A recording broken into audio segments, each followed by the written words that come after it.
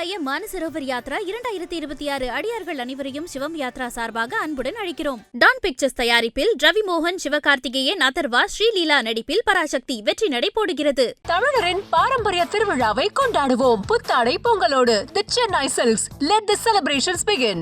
IBC Tamil நேயர்களுக்கு வணக்கம். அதிமுகவினுடைய பொதுச் செயலாளர் எடப்பாடி பழனிசாமி 5 முக்கிய முதல்கட்ட தேர்தல் வாக்குறுதிகளை கொடுத்திருக்கிறார். முன்னாள் முதலமைச்சர் எம்ஜிஆர் அவர்களின் 109வது பிறந்த தினம் இன்னைக்கு. இந்த நாள்ல அதிமுகவினுடைய பொதுச் செயலாளர் எடப்பாடி பழனிசாமி அதிமுகவினுடைய தலைமை அலுவலகத்தில் இருக்கக்கூடிய அவருடைய சிலைக்கு மாலை அணிவித்து மரியாதை செலுத்திய பிறகு தேர்தல் வாக்குறுதிகளுடைய முதல் கட்டமான வாக்குறுதிகளை அறிவிச்சிருக்கிறாரு. முக்கியமா கவர்ச்சிகரமா பெண்களை கவருவதற்கான ஒரு முதல் கட்ட வாக்குறுதியா இது பார்க்கப்படுகிறது. கலைஞர் மகளிர் உரிமை தொகை 1000 ரூபாயை திமுக அரசு கடந்த தேர்தல் வாக்குறுதியா கொடுத்து இப்போ வரைக்கும் கொடுத்துக்கிட்டு இருக்கிறாங்க. அதுல என்ன சிக்கல் இருக்கு அப்படின்னு சொன்னா, தகுதி வாய்ந்த பெண்களுக்கு 1000 ரூபாய் அப்படின்ற விஷயம் சர்ச்சையாக்கப்பட்டுச்சு. ஏன் அப்படின்னு சொன்னா, அனைத்து பெண்களுக்கும் 1000 ரூபாய் அப்படின்னு அறிவிச்சிட்டு வெறும் தகுதி வாய்ந்த பெண்களுக்கு மட்டும் 1000 ரூபாய் எப்படி கொடுக்குறீங்க அப்படின்ற ஒரு கேள்வி இருந்துச்சு. அதுக்கு முன்னாடி எடப்பாடி பழனிசாமி 1000 ரூபாய் எப்படி கொடுப்பீங்க அப்படின்ற ஒரு கேள்வியும் முன் வச்சிருந்தார். இப்போ மாதம் 2000 ரூபாயா கொடுக்கப்படும். அதிமுக அரசு வந்தால் மாதம் 2000 ரூபாய் அனைத்து ரேஷன் அட்டைதாரர்களுக்கும் கொடுக்கப்படும். குல விளக்கு திட்டம் அப்படின்ற பேர்ல கொடுக்கப்படும் அப்படின்னு சொல்லியிருக்கிறாரு. இந்த 2000 ரூபாய் மாதம் பெண்களுக்கு அப்படின்ற திட்டம் எந்த அளவிற்கு சாத்தியப்படும் அப்படின்ற கேள்வியும் இப்போ எழுந்திருக்கு. அது சம்பந்தமா பேசலாம். அதற்கு பிறகு அடுத்த வாக்குறுதி என்ன அப்படின்னு சொன்னா, மாநகர பேருந்துகள்ல இலவச பயணம் ஆண்களுக்கும் கொடுக்கப்படும் அப்படின்னு சொல்லியிருக்கிறாரு. இப்போ மகளிர் விடியல் பயணம் அப்படின்ற பேர்ல திமுக ஆட்சிக்கு வந்த பிறகு பெண்களுடைய பயணத்துக்கு, அதாவது மாநகர பேருந்துகள்ல லோக்கல் டவுன் பஸ்ல பெண்களுக்கு இலவச பயணத்தை கொடுத்துட்டு இருக்காங்க. இது ஒரு சக்சஸ்ஃபுல் ஸ்கீமாவும் இருந்துகிட்டு இருக்கு. பணிக்கு செல்லக்கூடிய பெண்கள், ஏழை எளிய பெண்களுக்கு இது ஒரு மிகப்பெரிய பயனுள்ள திட்டம் தான். இந்த திட்டம் தொடரப்படும். ஆண்களுக்கும் இலவசமாக இந்த பயணம் அறிவிக்கப்படும் அப்படின்னு சொல்லியிருக்கிறாங்க.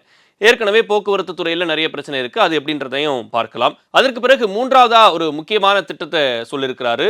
அனைவருக்கும் வீடு, அதாவது அம்மா இல்லம் திட்டம் அப்படின்ற ஒரு திட்டத்தை அனௌன்ஸ் பண்றாரு. இந்த திட்டத்துல பார்க்கும்போது கிராமப்புறங்கள்ல வீடு இல்லாதவருக்கு இடம் வாங்கி அரசே வீடு கட்டி தரும் அப்படின்ற ஒரு வாக்குறுதியை கொடுத்திருக்கிறார். அது மட்டும் இல்லாம நகர்ப்புறங்கள்ல இருக்கக்கூடியவர்களுக்கு அப்பார்ட்மெண்ட் கட்டித்தரப்படும் அப்படின்னு சொல்லியிருக்கிறாங்க. அதாவது மொத்த அப்பார்ட்மெண்ட்டா கட்டி அதுல ஒரு வீடு, நகர்ப்புறங்களுக்கு, நகர்ப்புறத்தில் வசிக்கக்கூடிய நபர்களுக்கு வீடு இல்லாதவருக்கு வீடு வழங்கப்படும், அரசே அதுவும் கொடுக்கப்படும் அப்படின்னு வாக்குறுதி கொடுத்திருக்கிறார். மூன்றாவதா அதிலேயே, அதாவது இந்த அம்மா இல்லம் திட்டத்திலே மூன்றாவது வாக்குறுதி என்ன அப்படின்னு சொன்னா, பட்டியலின பெண்கள் இருக்கிறாங்க அப்படின்னு சொன்னா, ஒரே குடும்பத்தை சேர்ந்த பட்டியலின பெண்கள் திருமணமாகி வேற வீட்டுக்கு போறாங்க, தனி குடித்தனம் போறாங்க அப்படின்னு சொன்னா அவங்களுக்கு ஒரு வீடு கட்டித்தரப்படும் அப்படின்னு சொல்லியிருக்கிறாரு. இது மூன்றாவது திட்டமா பார்க்கப்படுது. நான்காவது வாக்குறுதி என்ன அப்படின்னு சொன்னா, 100 நாள் வேலை திட்டம் சர்ச்சையாச்சு. அது 125 நாட்களா மாத்திருக்கிறாங்க இப்போ மத்திய அரசு. அப்படி இருக்கக்கூடிய நிலையில 150 நாட்களா இது கொடுக்கப்படும் அப்படின்றத எடப்பாடி பழனிசாமி சொல்லியிருக்கிறாரு. 5வது திட்டம் என்ன அப்படின்னு பார்த்தா, மகளிருக்கு இலவச இருசக்கர வாகனம், அம்மா இருசக்கர வாகனம் திட்டம் அப்படின்னு சொல்லி 25,000 ரூபாய் மானியத்தோட 5 லட்சம் மகளிருக்கு இலவச இருசக்கர வாகனம் வழங்கப்படும் அப்படின்னு சொல்லியிருக்கிறாரு. இது எந்த அளவுக்கு இந்த முதல் கட்ட திட்டம் சாத்தியமா இருக்க போது இந்த தேர்தல் வாக்குறுதி இல்லை அப்படின்னு பார்க்கிறோம் அப்படின்னா, 1000 ரூபாய் எப்படி கொடுக்க முடியும் அப்படின்றத எடப்பாடி பழனிசாமி முதல்ல கேட்டிருந்தாரு. 1000 ரூபாய் எப்படி எல்லா பெண்களுக்கும் கொடுக்க முடியும், ஏற்கனவே நிதிநிலை மோசமா இருக்கு அப்படின்ற கேள்வியை அன்னைக்கு எழுப்பியிருந்தார். ஆனா இப்போ 2000 ரூபாய் கொடுக்கப்படும்ன்ற திட்டத்தை அவர் அறிவிக்கிறாரு. ஏன் அப்படின்னு சொல்லி கேட்கும்போது, எங்களால சமாளிக்க முடியும், அதாவது திமுகவுக்கு அந்த திறன் இல்லை, அதிமுக ஆட்சியில அந்த திறன் இருக்கும், அதனால இந்த 2000 ரூபாயை கொடுத்தாலும் இந்த நிதிநிலையை எப்படி சமாளிப்பது அப்படின்றது எங்களுக்கு தெரியும் அப்படின்றாரு. இன்னொரு பக்கம் பிஜேபியை சேர்ந்த தமிழிசை சவுந்தரராஜன் என்ன சொல்றாங்க அப்படின்னு சொன்னா, இது டபுள் என்ஜின் சர்க்காரா செயல்படும். அதிமுக பாஜக 2 பேரும் கூட்டணியில இருந்து இந்த கூட்டணி வெற்றி பெற்று வரும் பட்சத்துல மத்திய அரசு கிட்ட இருந்து வரக்கூடிய நிதி எல்லாம் தடை இல்லாம சேரும் அப்படின்ற ஒரு பார்வையை முன்வைக்கிறாங்க.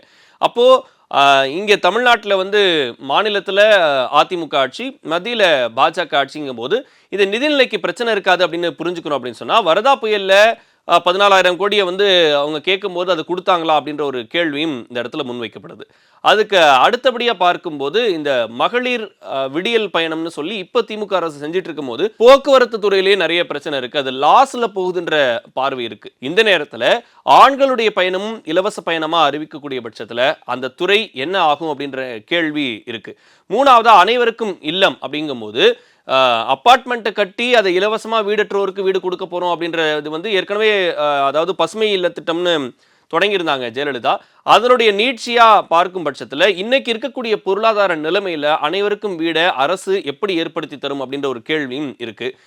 கிராமப்புறங்கள்ல இடம் வாங்கி வீடு கட்டி தரப்படும் அப்படின்னு சொல்லியிருக்கிறாரு. இதுவும் எந்த அளவுக்கு சாத்தியம் அப்படின்றத பார்க்கணும். 100 நாள் வேலை திட்டத்துல வந்து அதை ஏன் கேன்சல் பண்ணீங்க, 125 நாளா ஏன் மாத்துறீங்க, 60% அதற்கான நிதியை வந்து மாநில அரசு தரணும், 40% வந்து மத்திய அரசு தரணும் அப்படின்ற பார்வை இருந்துச்சு. இந்த நிலையில இதுக்கு பிறகு 150 நாட்களா இருக்கும்போது எங்கிருந்து இந்த நிதியை அவர் ஒதுக்க போகிறார், அதை எப்படி சாத்தியம் அப்படின்ற கேள்வியும் இப்போ எழுந்திருக்கு. அதுக்கு பிறகு வந்து இருசக்கர வாகனம் திட்டம் 25,000 ரூபாய் மானியத்தோடு 5 லட்சம் மகளிருக்குன்னு சொல்லி ஒரு நம்பரை வந்து டிஃபைன் பண்ணியிருக்கிறாங்க. அது சாத்தியப்பட்ட ஒரு திட்டமா பார்க்கப்படுது.